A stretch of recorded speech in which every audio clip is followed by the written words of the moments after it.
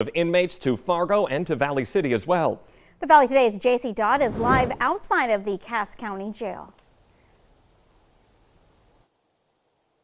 Good morning. Yes, some inmates spent the night here. Some Richland County inmates spent the night here at the Cass County Jail after a fire broke out in the law enforcement center in Wahpeton. Now, the sheriff in Richland County tells us that they saw a person walk into the lobby of that law enforcement center around 9:30 last night, and a short while later, that's when a fire broke out in the same area. Now, the inmates were immediately evacuated, and a search was conducted in the law enforcement center and the Richland County courthouse, but it was unsuccessful. They're still looking for that suspect of arson.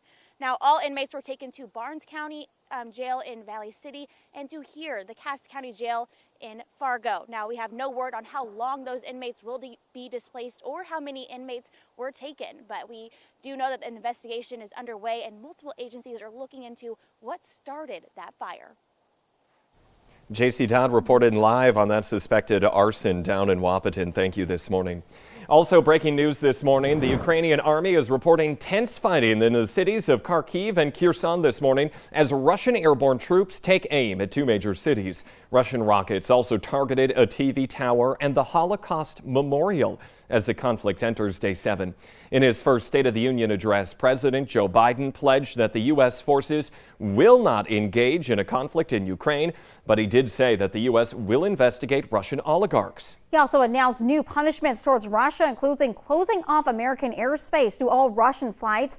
The United Nations is warning that this conflict could lead to the largest refugee crisis in Europe this century.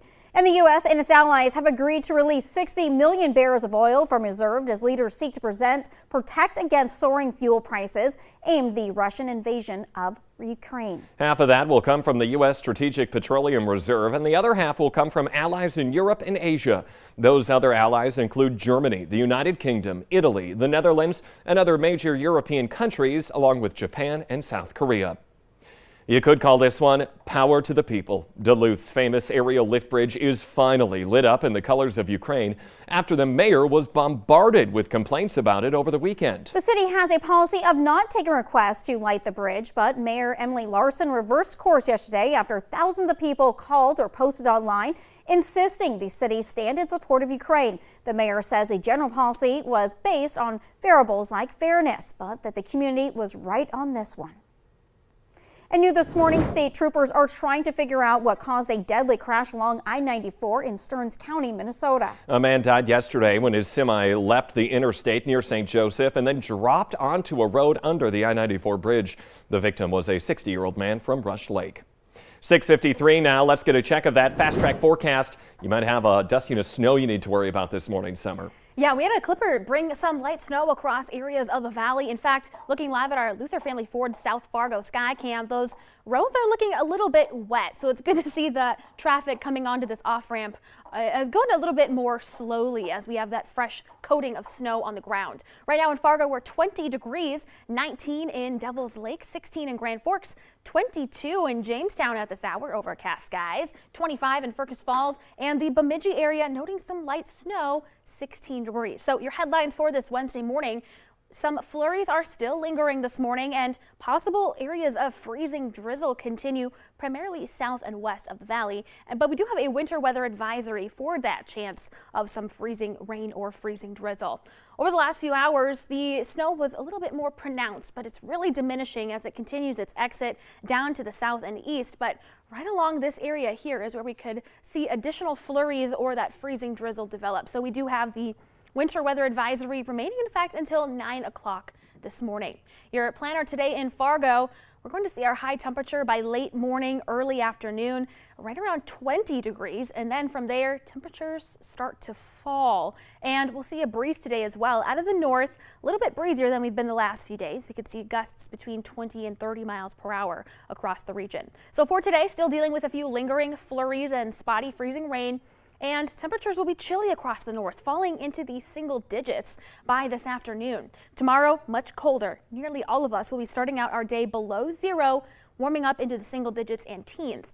We're still watching our first alert weather days for both Saturday and Sunday, with the potential for snow, mix, wind, and potentially some heavy snow in some areas. There's still some discrepancy between models, our longer range models that we use. In fact, look at this. This is the American model showing the best chance of potentially 6 or more inches in the areas in purple to the southeast of our viewing area, still bringing some snow to the valley. Meanwhile, the other one, the European model, our second longer range model, shows very minimal snow across our region. So still some discrepancies. We're watching it very, very closely, but we do have those first alert weather days in place for Saturday and Sunday. A couple more chances for some clippers to move through the rest of the week, starting next week on a quieter note. All right, looking forward to that calm down summer. Thank you this morning. A former North Dakota State Penitentiary guard has pleaded guilty to delivering contraband to an inmate. Matthew Taylor brought an inmate a cell phone, SIM cards, and a sealed box of cigarettes that contained meth in exchange for cash. Taylor was working as a correctional officer at the state pen in Bismarck from March to November of 2020. More than $2 million worth of counterfeit entertainment systems heading to North Dakota were confiscated at the U.S.-Canadian border. Officers along the port of entry in Portal inspected a rail container last Wednesday and found 6,500 entertainment systems that were deemed counterfeit.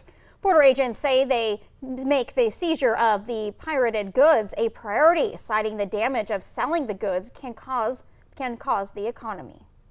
And another trending social media challenge targeting teens is causing concern and encourage them to ingest multiple doses of Benadryl until they hallucinate. Health experts say if taken in excessive amounts, it can be dangerous. Plus, there are some serious side effects. They can make your body temperature increase. They tend to cause things like, dry mouth. They can cause, in higher doses, it can cause some tremors, even seizures. Experts estimate that it would take about 10 to 20 times the normal dose to begin hallucinating or experience dangerous levels of side effects. A man is recovering from stab wounds and a woman is facing criminal charges after a stabbing in the Southern Valley. The Richland County Sheriff's Office says the man was stabbed in the back yesterday afternoon at an apartment on the city's south side. He was treated at the scene. Police are not yet releasing the suspect's name. Multiple charges are being recommended against the man who police say crashed a stolen car going 90 miles an hour, broke into a house and assaulted 2 people inside, and was shot by police when they refused to drop his gun. 37-year-old Joseph Espinoza is out of the hospital now and in the Grand Forks County Jail. Police are forwarding 11 charges on him, including terrorizing, simple assault, and burglary. And it's a record for gun carry permits in Minnesota. Sheriffs across the state issued more than 100,000 permits to carry firearms last year. The Bureau of Criminal Apprehension says that 3,000 higher more than the year before. The law generally requires sheriffs to issue carry permits to any applicant who passes a background check and completes a training course. Sheriffs believe the fear of crime is likely a major driver of that increase. A Perham native and Concordia graduate is running for governor of Minnesota. Former Twin Cities media personality Corey Hepela made the announcement yesterday on Twitter. He says he's exhausted by the toxic two-party divisiveness in St. Paul. Hepela is holding a news conference later this morning. Well, the Freedom Rally convoy is headed to Fargo tomorrow. Truckers plan to be at the Petro Travel Station just off of I-94 around 5 p.m. The Fargo police say they are aware of the event and expect traffic congestion in that area, so plan another route if you want to avoid it. And the 2022 dates are set for horse racing in North Dakota. The State Racing Commission has approved 6 race dates for the North Dakota Horse Park in Fargo. You'll be able to place bets July 15th, 23rd, 24th, 29th, 30th, and 31st. The Horse Park is west of I-29 on 19th Avenue North. And remember, the Today Show and CBS Mornings are just about to start, but the Valley Today rolls on. More live up-to-the-minute news and weather coming up on the Fargo CW. That's where we find JC Dodd as she's investigating local breaking news this morning. A fire broke out at a county jail and inmates had to be evacuated. She's live with the very latest on what we know about that investigation. You can catch her on the CW. Otherwise, have a happy Wednesday, everyone.